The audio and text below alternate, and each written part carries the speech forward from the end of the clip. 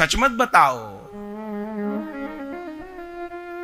शाहजहां ने ताजमहल बनवाया था, उसने लाल किला बनवाया था, इन्होंने कोई शौचालय भी नहीं बनवाया। इन्हें तो शौचालय भी जाना नहीं आता था, वो भी यहीं आके सीखे थे। इन्हें शौचालय भी नहीं बनवाया। अच्छा, सारे ताजमहल हिंदुस्तान में बनवाए, ये 150 अरब देश है, वहां एक भी ताजमहल नहीं बनवाया। वहां भी तो बनवाते 2-4, सारे यहीं बनवाए थे आके। वो एक भी इमारत वहां नहीं बनवाई, सारी कला यहीं सूझी थी क्या? कुछ नहीं बनवाया, सब गड़बड़ झाला है। तो तब गोविंद देव जी पधारे। बाकी तो श्री रूप गोस्वामी जी प्रकट किए। गो माटीला पर गोविंद देव जी विराजमान हो गए और फिर श्री सनातन गोस्वामी जी लगे ही थे तीर्थ उद्धार में। भ्रमण करते करते करते करते करते करते करते आपको मदन मोहन जी नहीं मिल रहे थे। ब्रज के जो 3 प्रधान ठाकुर हैं, गोविंद, गोपीनाथ, मदन मोहन, और ऐसी लीला है तीनों ठाकुर जी ब्रज के सारे प्राचीन ठाकुर राजस्थानी विराज रहे। गोवर्धन नाथ जी तो यहीं विराज रहे नाथ द्वारा, गोपीनाथ जी जयपुर विराज रहे, गोविंद जी जयपुर विराज रहे, राधा दामोदर जी जयपुर विराज रहे, राधा विनोदी लाल जयपुर विराज रहे, मदन मोहन जी करौली विराज रहे। अब मदन मोहन जी की कथा सुना रहे। सनातन जी को मदन मोहन जी नहीं मिल रहे थे। कहां थे? करौली में आपने दर्शन किया हो, बड़े लाडले प्यारे ठाकुर हैं महाराज, बड़े चमत्कारी ठाकुर हैं। किनके ठाकुर हैं? महाराज अम्बरीश जी के, श्री राम के भी पूर्वज महाराज अम्बरीश जी, उनके ठाकुर जी हैं। जब महाराज अम्बरीश जी आए थे ब्रज में 1 साल एकादशी का उद्यापन करने, व्रत करने, तब साथ लेके आए थे। उनके ठाकुर जी थे, विराजमान किए। राम जी की परंपरा में सेवित होते आए। सीता जी ने सेवा की मदन मोहन जी की। फिर राम जी ने जब शत्रुघ्न जी को ब्रज का राज्य दिया, तब शत्रुघ्न जी ब्रज में ले आए मदन मोहन जी को और आदित्य टीला एक स्थान है वहां विराजमान किया। फिर बाद में कलयुग आया तो लुप्त हो गए आदित्य टीला में। जब अद्वैताचार्य जी आए बंगाल से महाप्रभु जी के परिकर, तब उन्होंने ही आदित्य टीला से मदन मोहन जी को प्रकट किया। आज भी बांके बिहारी जी के पीछे अद्वैत वट है जहां मदन मोहन जी प्रकट हुए थे। पर सारी भीड़ तो बिहारी जी से ही लौट जाती है। जो बिहारी जी से संसार मांगते हैं तो बिहारी जी उनको अंदर नहीं आने देते, या तो टिक्की वाले की दुकान पे भेजते हैं, लस्सी वाले की दुकान पे भेजते हैं, वहीं से लौटा देते हैं। और जो बिहारी जी से बिहारी जी कोई मांगते हैं, उन्हीं को बिहारी जी भीतर भेजते हैं। नहीं तो आदमी वहीं से भीड़ से लौट आया, भीतर नहीं जा पाए। वो असली ब्रज क्या है वो तो छिपा ही रह जाए, दिखाई नहीं दे। अद्वैत वट पर प्रकट हुए। फिर अद्वैताचार्य जी को बंगाल जाना था, क्योंकि महाप्रभु जी का अवतार होने वाला था, लीला में सहयोग करना था, तो कैसे करें?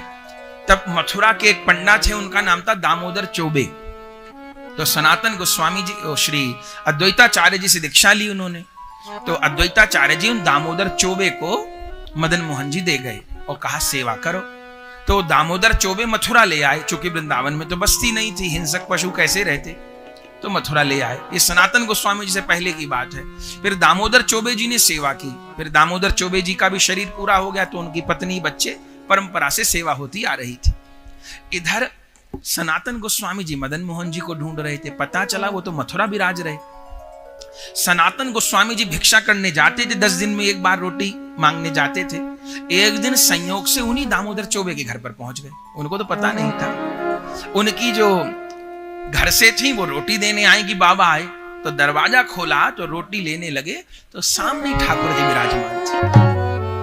तो सनातन गोस्वामी जी के तो नेत्र मिल गए। अब तो क्या कहना, रोटी लेना तो भूल गए मदन मोहन। अब नाम ही जब मदन मोहन है तो देखते रहे ठाकुर। अरे बाबा रोटी ले ले, 2 दे दी, 4 दे दी, 6 दे दी, 10 दे दी, वैसे 20 रोटी दे दी।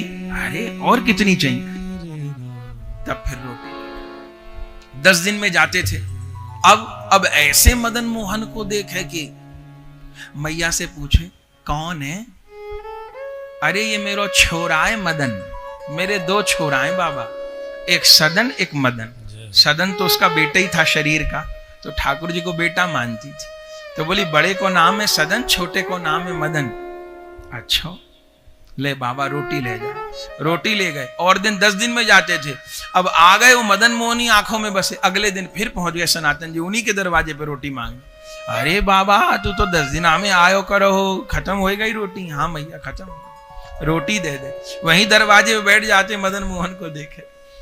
अब के मैया को क्या देखा, महेरी एक ब्रज में बोली जाती है, जौ का दलिया होता है, दूध में वो बनाया जाता है, उसको महेरी बोलते हैं, ब्रज की पुराना भोजन है। तो महेरी बना रखी थी, और वो तो बालक मानती थी। तो एक बेला में एक पात्र में अपने बेटे सदन को, एक में मदन को, माने मदन मोहन जी को महेरी, और दोनों संगी, मतलब उनका जो, हम लोग ऐसा नहीं कर सकते, वो तो प्रेमियों की बात। माने उस मैया का बेटा भी उसी बर्तन से पा रहा था, ठाकुर भी उसी में से पा रहे थे। और जैसे 2 बच्चों को माँ एक थाली में दे दे। सनातन जी देखे मैया रोटी देने आई, तो ठाकुर मैया से बोले, सनातन गोस्वामी जी, मैया मैंने मानो तेरो वात्सल्य है, पर कुछ मर्यादा रखनी चाहिए, ये ठाकुर जी हैं। अब बालक के संग में एक ही थाली में मैया, थोड़ी तो मर्यादा रखनी चाहिए, अपराध हो। अच्छा तो बाबा मैं ध्यान रखूंगा। अगले दिन फिर पहुंच गए, मैया बड़ी उदास। मैया कहा भयो, मैया कहे बाबा तू कह गए हो मर्यादा रखनी चाहिए, तो आज मैंने मर्यादा रखी तो मदन नाराज है गयो। क्यों नाराज है गयो, मुझे बोलो अब तू अपने लाला में और मुंह में फर्क करे। सदन को तो गोद में बिठा के पवाए, मुंह को न्यारो दे दे जैसे मैं अछूत हूं। तो फिर तो मदन कह रहे हो मैं तो सदन ही के संग खाऊंगा। तो बता बाबा मैं कहा करूं, मदन ने तो सवेरे से कछु नहीं पाया। सनातन गोस्वामी जी के नेत्र सजल होते, बोले मैया तू जैसे भोग लगा रही थी ऐसे ही लगा, सवेरे नियम भी हम किनारे पे धर दे। पर रोज मदन मोहन जी का दर्शन करे सनातन जी विभोर हो जाए। अब बेचैन रहने लग गए। रूप गोस्वामी जी से कहे भैया अब आप रोज चले जाते हैं मथुरा रोटी मांगने। तो सनातन गोस्वामी जी कहे क्या कहूं रूप, मदन मोहन ने तो मोह लिया मुझे, अब बस मन होए यहाँ ले आऊं तो मांग ले, और मांग लो किसी के ठाकुर मांगे जाए, और मैया के बिना तो ठाकुर रह नहीं सके। तो अब क्या करूं, अब नहीं जाऊंगा मैं, और मैं रोज रोज जाऊं तो मेरा प्रेम बढ़ गया ठाकुर, अब नहीं जाऊंगा, मेरे तो काम रह जाएगा, महाप्रभु सेवा दिए। तो 5 दिन नहीं गए, पर 5 दिन गए नहीं तो कुछ काम भी नहीं कर पाए, ना कोई लीला स्थली खोज पाए, ना ग्रंथ लिख पाए, कुछ नहीं, रोते ही रहे। रूप गोस्वामी जी ने कही जाओ चले जाओ कोई बात नहीं भैया। अब 5 दिन बाद फिर गए, फिर दरवाजे पे, तो क्या देखे मैया दरवाजे बैठी रो रही है। गोसाई मैया प्रणाम किए सनातन जी, मैया कहा बात, अरे बाबा मदन तो बड़ो निष्ठुर है। कहा कह दई मदन ने, अरे जब से तू गए हो 5 दिन से हट कर रहे हो। कहा हट कर रहे हो, मैं तो बाबा के संग जाऊंगा, मैं तो सनातन के संग जाऊंगा, मैं तो सनातन के संग जाऊंगा। अरे मैंने कही बा लाला इतने दिन तो तेरी सेवा करी, मुझे कहना अब मैं ब्याह करूंगा, अब मैं वृंदावन जाऊं, अब मैं ब्याह करूंगा, अब मैं बड़ो है गया, मैं ब्याह करूंगा, मैं वृंदावन जाऊंगा। तो बाबा अब मुझे जो सेवा होए ना, मैं तो डोकरी है गई, घर में काऊ को सेवा में भावना है, सो बाबा तू मेरो ठाकुर ले जा। सनातन गोस्वामी जी तो अवाक, वो तो स्वप्न में भी नहीं सोचे थे कि मदन मोहन ऐसे आ जाएंगे, और वो तो पागल जैसे हो गए। और मैया भीतर गई जैसे कोई बालक को उठावे रोते रोते बाबा की गोद में। सनातन गोस्वामी जी गोद में मदन मोहन जी को ले आए। और वहीं आज भी आदित्य टीला है, गोमा टीला पे गोविंद देव, आदित्य टीला पे मदन मोहन, 2 वृंदावन के सबसे ऊंचे मंदिर यही है, गोविंद और मदन मोहन विराजमान कर दिए, ले आए। अब ठाकुर जी ले आए तो भाई सेवा पानी भी चाहिए। तो सनातन गोस्वामी जी के पास और कोई व्यवस्था तो थी नहीं, तो क्या किए, बस 2-4 बांस लगा के छप्पर डाल दिए, बस छाया हो जाए ठाकुर जी के लिए। एक चबूतरा, अपना ये कपड़ा था वो बिछा दिए, ठाकुर जी को बिठा दिए, मिट्टी के कुल्हड़ में जल भर के रख दिए। और इतना अंतर किए, पहले तो रोटी मांग के लाते थे, अब रोटी मांगनी बंद कर दी, अब आटा मांगने लग गए कि बनी हुई रोटी तो भोग लगेगी नहीं, किसी के घर से आई हुई, तो आटा मांगने लग गए। और आटा की एक मोटी सी बाटी बना लेते थे, मोटी, ब्रज में कहते राम रोटा, मोटा सा रोटा, वो बना लेते, एक ही सेक लेते उसको, वो पत्तल पे धर देते। अब भाई साग सब्जी भी चाहिए, तो वहां कोई 56 भोग तो थे नहीं, तो वृंदावन से ऐसे लता पता कोई तोड़ लेते, जंगली पत्तियां, उसी का साग बना देते, वही धर देते, वो बाटी और वो झोल पत्तियों का, नमक भी नहीं उसमें। अब वही तुलसी दल छोड़ के धर देते, झाड़ी भर देते, और कुछ था नहीं। अब मदन मोहन ने 2-4 दिन तो सटकी वो बिना घी की सूखी बाटी। अब मदन मोहन तो चटोरे ठाकुर, 2-4 दिन तो सटकी, फिर सटकी न जाए। एक दिन सनातन गोस्वामी जी भोग लगा रहे तो क्या बोले सनातन जी से, अरे या में नमक तो डाल दियो कर, बिना नमक को साग, अलोनो बाटी, अलोनो साग खायो जाए, नमक तो डाल दियो कर। सनातन गोस्वामी जी तो बिगड़ गए। अब मदन मोहन जी से बोले, मैं नहीं लायो तुम्हें, तुम ही आयो मेरे संग, मेरे पे इतनी व्यवस्था कहां है। ठाकुर जी ने कही हद हो गई, नमक की तो कह रही हूं और कौन समय 56 भोग की कह रहे हूं। बाबा कहे मुंह को सब पता है, आज नमक की कह रहे हो, कल बूरा की कहोगे, और परसों घी की कहोगे, और फिर लड्डू की कहोगे। मैं बाबा जी महाप्रभु की आज्ञा से ब्रज की सेवा करवे आयो, मैं लीला को उद्धार करूं, क्या ग्रंथ लिखूं, क्या तुम्हारे लिए 56 भोग ढूंढ तो डोलूं, मेरे पे नहीं होएगा, मैं तो यही भोग लगा सकूं बस। तो ठाकुर जी बोले मुंह पे तो नहीं खबर। तो बोले अब क्या करो, बाबा जी के संग लगे हो तो कुछ तुम भी आनंद ले, कुछ मैं भी यहाँ, तो यही सेवा चलेगी। तो कहा करूं, तो सनातन गोस्वामी जी के मुख से निकल गया, हंसी में निकल गया कि अपनी व्यवस्था खुद कर ले। ठाकुर जी बोले ठीक है, अगर ये बात है तो जजमान चेताना तो मुझे खूब आता है, व्यवस्था तो मैं खूब कर लूंगा। बोले ठीक है। सो 2-4 दिन बीते, अभी तो आप दर्शन करें मदन मोहन जी, परिक्रमा मार्ग जाइए ना, तो अभी तो यमुना जी दूर हो गई। पहले बिल्कुल ही लग के बहती थी, बिल्कुल लग के बहती थी टीला से, अब दूर हो गई यमुना जी थोड़ी, तो यमुना जी लग के बहती थी। 2 दिन बीते होंगे, एक पंजाब के सेठ थे, उनका नाम था श्री रामदास कपूर, पंजाबी सेठ थे, आगरा व्यापार करने जा रहे थे। पहले जल मार्ग से होता था, अंग्रेजों के जमाने में भी यमुना जी में जहाज चलते थे, जहाज चलते थे यमुना जी में, अभी तो लीला दूसरी। तो यमुना जी से वो व्यापार करने जा रहे थे, उनकी नौका थी, उसमें तमाम रत्न सामान सामग्री भरी थी, व्यापारी थे बड़े, क्या कहना। अब वृंदावन से तो होके निकलेंगे जब जाना है आगे मथुरा आगरा। वो जैसे आदित्य टीला आया, वहां टेढ़ी होके नैया अटक गई, पूरा जहाज अटक गया, और ऐसा अटका निकले नहीं, रेता में अटक गई नौका, और अथाह जल यमुना जी में। और नाविक से वो सेठ जी कहे भैया कुछ कर, बोले क्या करो, ये तो अटक गई नौका, और धीरे धीरे बैठती जा रही है, सबरा सामान माल पैसा सब डूब जाएगा। सेठ जी तो घबरा गए, बोले क्या करें, हाथ पांव फूल गए, क्या करें, आसपास कोई था ही नहीं। तो ऊपर टीले पे देखा तो दीपक जुड़ रहा था, सनातन गोस्वामी जी रहते थे, दीपक जुड़ रहा रात को। तो फटाफट पर्वत पे भाग के चढ़े। सनातन गोस्वामी जी भजन कर रहे थे, प्रणाम किया। सनातन गोस्वामी जी भैया कौन हो? महाराज मेरा नाम रामदास कपूर है, पंजाब का हूँ, व्यापारी हूँ, आगरा व्यापार करने जा रहा था। क्या हुआ? महाराज मेरी नीचे नैया अटक गई है, नौका अटक गई है, पूरा बेड़ा अटक गया है, तमाम मेरा माल धन पैसा सब है, मैं तो लुट जाऊंगा, बर्बाद हो जाऊंगा। इतने बड़े महात्मा कोई उपाय बता दो, मेरी नौका निकल जाए। सुनते ही सनातन गोस्वामी तो बहुत जोर से हंसे, बोले भैया नौका अटकी नहीं है, अटकाई गई है, अटकी नहीं तेरी नौका, अटकाई गई है। कि कौन ने अटकाई है? कि वो टेढ़ी टांग वारो बैठो भाई ने अटकाई है। कौन है? सो जहां मदन मोहन जी का मंदिर वहां भेजे।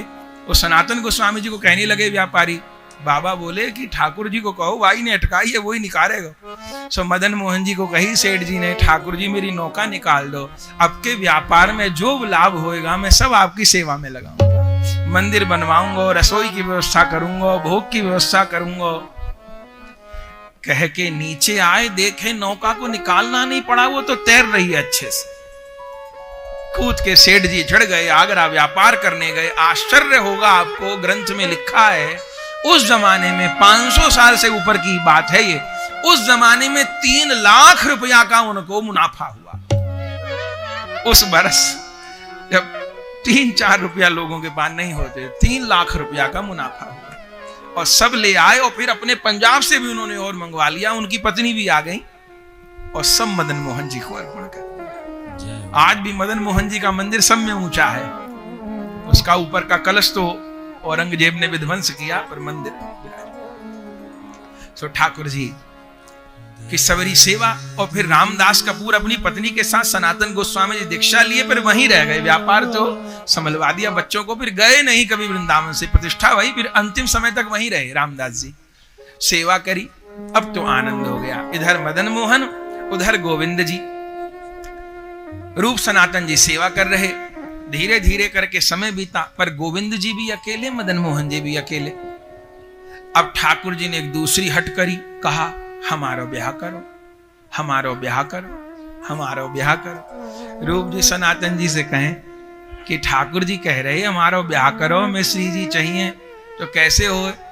तो पत्र लिखा। अच्छा, जब यहाँ ठाकुर जी प्रकट होते थे, गोविंद जी प्रकट भये, गोपीनाथ प्रकट, मदन मोहन प्रकट भये, तो समाचार भेजते थे। महाप्रभु जी जगन्नाथपुरी में विराज रहे थे, तो महाप्रभु जी जगन्नाथपुरी में उत्सव मनाते थे। जब खबर पहुंचती थी गोविंद जी प्रकट हो गए, मदन मोहन प्रकट हो गए, गोपीनाथ, तो उत्सव मनाते थे महाप्रभु जी। और फिर वहां से फूल माला भेजते थे रूप जी के लिए, प्रसाद भेजते थे, आशीर्वाद पत्र भेजते थे कि लगे रहो, ये काम को पूरा करना है।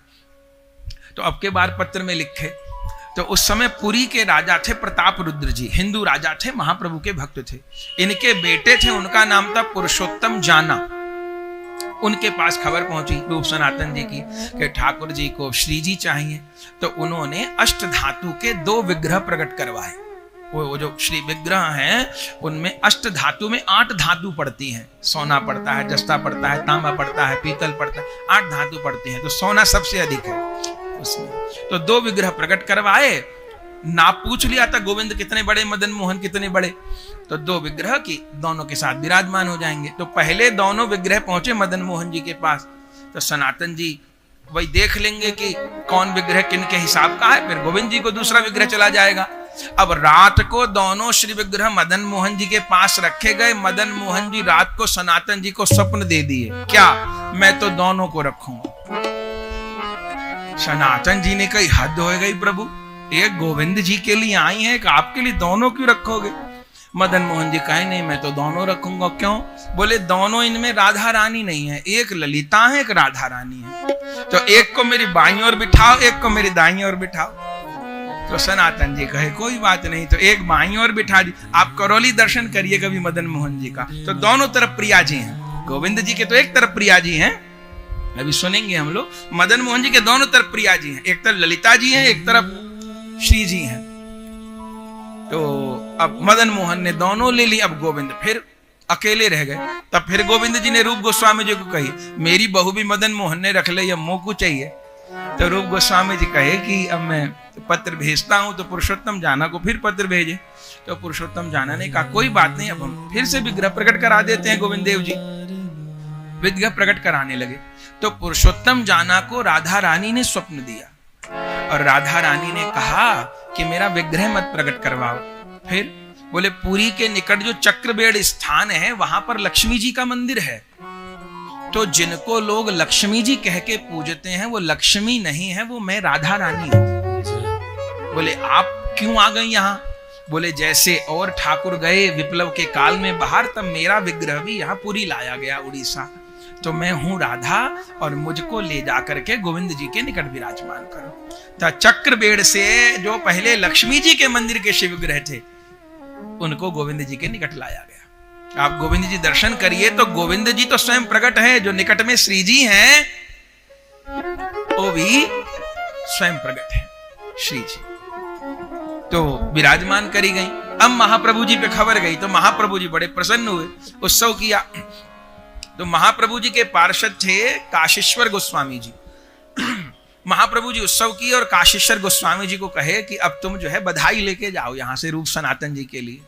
तो काशीश्वर जी महाप्रभु जी को छोड़ना नहीं चाहते थे, तो बोले कि महाप्रभु जी मैं तो आपको छोड़ के नहीं जाऊंगा, मैं तो आप ही के साथ रहूंगा। महाप्रभु कहे भाई चले जाओ, वहां बधाई देने किसको भेजूं? पुराना समय था, व्यक्ति ही जाते थे पत्र लेके। तो बोले मैं आपके बिना नहीं जाऊंगा। तब महाप्रभु जी एक विग्रह दिए, उनको कहते हैं गौर गोविंद, और कहे ये विग्रह ले जाओ, तो इनके रूप में मैं ही तुम्हारे साथ रहूंगा। कभी तो इस रूप में तुमको गोविंद का अनुभव होगा, कभी तुमको इस रूप में गौर का अनुभव होगा। तो लेकर के आए और फिर बधाई तो दी रूप सनातन जी को, वो विग्रह भी विराजमान किए। तो आप जयपुर गोविंद देव जी दर्शन करिए कभी ध्यान से, तो गोविंद जी के बाईं ओर तो श्री जी हैं, गोविंद जी के दाईं ओर देखिएगा छोटे विग्रह हैं, ध्यान दिया हो, वो गौर गोविंद हैं। वो महाप्रभु जी काशीश्वर जी को दिए, वो साक्षात ठाकुर हैं, खुद चल के आए थे पुरी से वृंदावन, गौर गोविंद। तो वो विराजमान भय। अब तो आनंद हो गया। गोविंद जी गोपीनाथ, फिर गोपीनाथ जी श्री गोपीनाथ जी प्रकट भय, वो यमुना जी से प्रकट भय। धीरे धीरे करके आनंद सेवा स्थापित हो गई। फिर सनातन गोस्वामी जी को चूंकि लीला स्थलियों का उद्धार करना था, फिर सनातन गोस्वामी जी के शिष्य हुए श्री कृष्णदास ब्रह्मचारी जी। उन कृष्णदास ब्रह्मचारी जी को मदन मोहन जी की सेवा दे दी। फिर उन कृष्णदास ब्रह्मचारी जी के शिष्य हुए नारायण भट्ट गोस्वामी जी। रूप सनातन जी ने काम किया। फिर रूप सनातन जी के बाद ब्रज के उद्धार का जो शेष काम बचा था वो सब नारायण भट्ट गोस्वामी जी ने किया। बरसाने की श्री जी किसने प्रकट की? बरसाना दर्शन करते कोई नहीं जानता था कहां बरसाना है। वो जो श्री जी दर्शन होती हैं स्वयं प्रकट हैं, बनाई नहीं किसी ने। परिक्रमा करिए तो श्री जी के मंदिर आने से पहले आपने ध्यान दिया हो, दाईं हाथ पर एक लोहे का कटहरा है, उसमें गिरिराज जी धरे, एक लता है, वहां सब लोग प्रणाम करते परिक्रमा देते हैं। वो क्या है? वो श्री जी का प्राकट्य स्थल है। वो नारायण भट्ट जी कौन है? वो सनातन गोस्वामी जी के प्रशिष्य हैं। सनातन गोस्वामी जी से शिष्य कृष्णदास ब्रह्मचारी जी, उनके शिष्य नारायण भट्ट गोस्वामी जी। सारी शेष लीला स्थलियों को नंदगांव, श्री बरसाना, ऊंचा गांव सब प्रकट किए नारायण भट्ट जी महाराज। तब सेवा संभलवा दी और फिर रूप सनातन जी अपने काम में लग गए। लीला स्थली प्रकट हो गई, ग्रंथ लेखन में लग गए। सनातन जी रहने लग गए। सनातन जी अलग अलग स्थान पे रहते थे। सनातन जी अब रहने लग गए नंदगांव में, पावन सरोवर है। दर्शन किया हो, जब 84 कोस होती है तब इन सब लीला स्थलियों पर जाते हैं। अपने यहां 84 कोस की यात्रा होए तो हम लोग कोई नई नई इमारतों में नहीं घूमते। कोई यात्री कहता है कि भाई मुझको प्रेम मंदिर घूमना है, मुझको वो देवी जी का मंदिर बना है, कि पागल बाबा मंदिर जाना है, कि बिरला मंदिर जाना है, तो हम लोग कहते थे खुद घूमे आओ। हम लोग केवल प्राचीन स्थल पे ही लेके जाएं जहां आचार्य लीला की है, ठाकुर जी लीला की है। इस बार तो जगन्नाथपुरी की यात्रा है 29 सितंबर से 5 अक्टूबर तक। उसमें एक समय कथा है और एक समय दर्शन है। जगन्नाथपुरी में दिव्य दर्शन है। केवल जगन्नाथ भगवान नहीं, श्री गौरांग महाप्रभु जी जिस स्थान पर 24 वर्ष रहे, आज भी महाप्रभु जी 24 वर्ष जिस मिट्टी के करुए का उपयोग किए, वो करुआ महाप्रभु जी की पादुका, महाप्रभु जी के ग्रंथ, महाप्रभु जी कोठरी में रही, इतनी बड़ी कोठरी है, व्यास गद्दी बड़ी है, पांव फैला के भी नहीं रह पाए हो। वहां जो पत्थर का दीपक जुड़ता था वो आज भी वो स्थान है। टोटा गोपीनाथ जी, महाप्रभु जी के चरण चिन्ह। तो यात्रा भी अपने आप में विलक्षण ही होती हैं। अभी तो अधिक मास है, तो 9 अगस्त से 15 अगस्त नैमिषारण्य में भागवत जी की कथा है। 2 समय कथा होंगी भागवत जी और दर्शन आदि का सुख होगा। और फिर अक्टूबर में पुरी में, ऐसे तो लगातार ही कथा है, ये बाहर तीर्थों की कथा है। फिर जयपुर में 8 अक्टूबर से 14 अक्टूबर तक कथा है। वहां पर भी कथा का सुख तो है ही, और सब ठाकुर हैं उनके दर्शन का भी सुख है, और सब मंदिरों में एक एक दिन कीर्तन उत्सव होंगे, उसका भी सुख कथा में रहेगा। तो पावन सरोवर के निकट श्री सनातन गोस्वामी पाद विराज रहे थे। विरह हो गया मन को। अब मदन गोपाल जी तो वृंदावन विराज रहे, आप नंदगांव आ गए, पावन सरोवर पर रह रहे।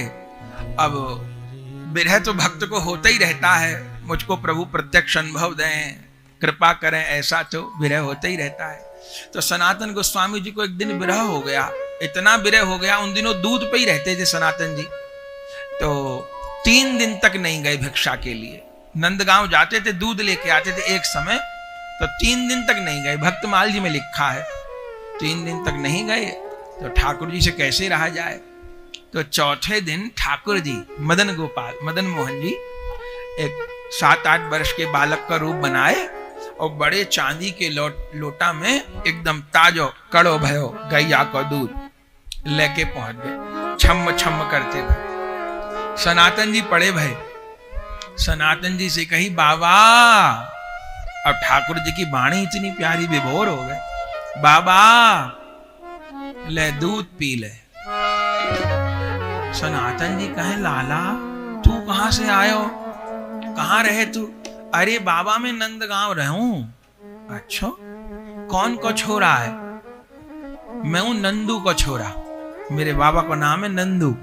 अच्छा, कै भाई हो तुम? हम 5 भाई हैं, गोविंद देव, केशव देव, बलदेव, हरिदेव, सबसे छोटों में मदन मोहन। अरे बहुत बढ़िया नाम है, तुम 5 भाई हो? हाँ। सो मेरी मैया ने भेजो है बाबा दूध पी ले। सनातन गोस्वामी जी कहे, कहा दूध पीऊं लाला, मैं कोई रोटी खावे को या छोड़ो आयो, मैं तो लीला के अनुभव को आयो, और अब सब समय तो प्रभु को प्रत्यक्ष नहीं हो, बार बार अपना मुख छिपावे, मुख को बिरह में चढ़पावे, तो कहा करूंगो जी के। तो ठाकुर जी क्या कह रहे, अरे बाबा या ब्रज में पड़ो है, याचे बड़ी कृपा है। कहा, अरे तू पे बड़ी कृपा है, तो दूध पी ले। वैष्णव भूखो रहे तो ठाकुर जी दुख पावे, तो दूध पी ले। या इतनी कही तो ठीक है, दूध दे गए ठाकुर जी, और पी लिया दूध भी वो दिव्य। पीते ही स्फूर्ति हो गई प्रेम की, और फिर लोटा तो वहीं छोड़ गए। तो सनातन जी ने कहा, ठीक है लोटा मैं दे आऊंगा, पीछे नंदगांव तो पास में ही है। तो दूध पी लिए, फिर लोटा को, चांदी का लोटा था, धो मांज के रख दिए। फिर संध्या समय गए नंदगांव, आपने दर्शन किया। तो नंदगांव के जो ठाकुर जी हैं आपने दर्शन किए, नंद बाबा हैं, जशोदा जी हैं, और बीच में श्री कृष्ण बलराम है। कौन ने प्रकट किए? ये पहले नीचे गुफा में थे, सनातन गोस्वामी जी प्रकट किए, नीचे गुफा में थे ये ठाकुर जी। सनातन गोस्वामी जी प्रकट किए, फिर मंदिर निर्माण भया। आप जाए नंदगांव में तो यशोदा जी, नंद बाबा बड़े विग्रह हैं, बीच में कृष्ण बलराम जी हैं। और वहां आप ध्यान दें तो बलराम जी भी काले हैं। ऐसे बलराम जी तो गोरे हैं, वहां काले क्यों हैं जानते हैं? ठाकुर जी तो काले, 2 भैया हैं नाच रहे हैं, बलराम जी भी काले हैं। क्यों? बलराम जी नंदगांव में इसलिए काले हैं, कंस रोज दैत्य भेजता था मारने को ना, कभी कोई दैत्य आए, कभी कोई दैत्य आए।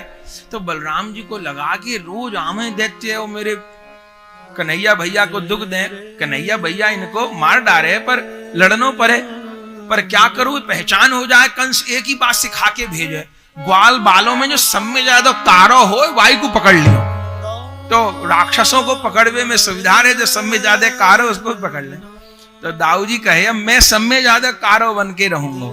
सो दैत्य मुंह पे झपटेंगे, और मेरे कन्हैया भैया को नहीं मारना पड़ेगा, मैं ही झापड़ मार के भगा जाऊंगा, मार डाल। तो ब्रज में प्राय आप देखेंगे दाऊ जी ही तो कारे दाऊ जी। वृंदावन में भी कई दाऊ जी हैं, एक अनाज मंडी के दाऊ जी प्राचीन, और बिहारी जी के पास दाऊ जी हैं, और ये मुख्य मूल दाऊ जी तो बलदाऊ जी में है, गोकुल जी के आगे हैं, और नंदगांव के दाऊ जी। तो सनातन गोस्वामी जी दूध का लोटा लेकर के चले। अब पूरे नंदगांव में घूमते पूछे, भैया नंदू ब्रजवासी कहाँ रहे, नंदू ब्रजवासी कहाँ रहे, नंदू ब्रजवासी कहाँ रहे। लोग हंसे, अरे बाबा नंदू तो नहीं रहे, नंद बाबा को मंदिर तो है, पर नंदू तो नाम को ब्रजवासी कोई नहीं रहे। आखिर में घूमते घूमते मुखिया जी के घर पहुंचे। मुखिया जी से कही, आप तो सब जानो, एक लाला आयो मेरे पास आज, और कह गयो दूध दे गयो, कहे मैं नंदू को छोड़ा हूं, तो नंदू नाम को कोई ब्रजवासी है?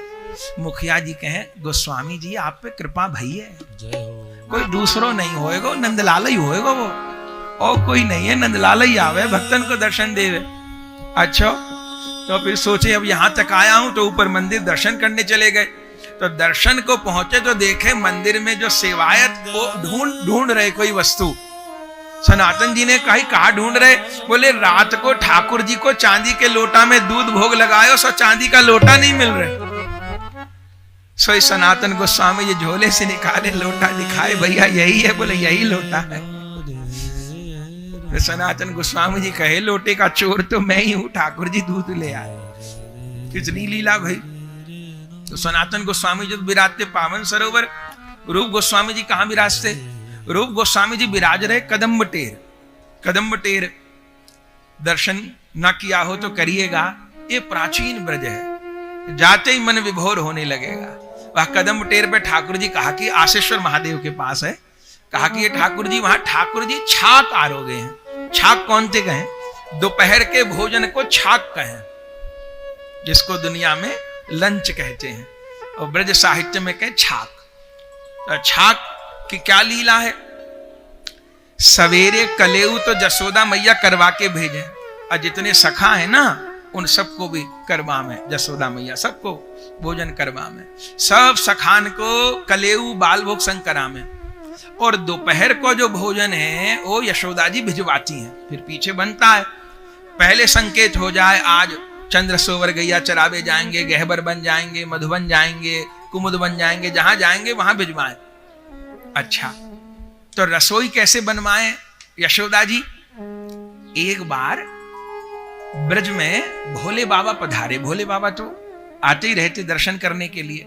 बरसाना जहां श्री जी के स्थापित, राधा रानी अष्ट सखिन के संग खेल रही, भोले बाबा आके श्री जी को दर्शन कर रहे, अविभोर हो रहे। ललिता जी ने देखो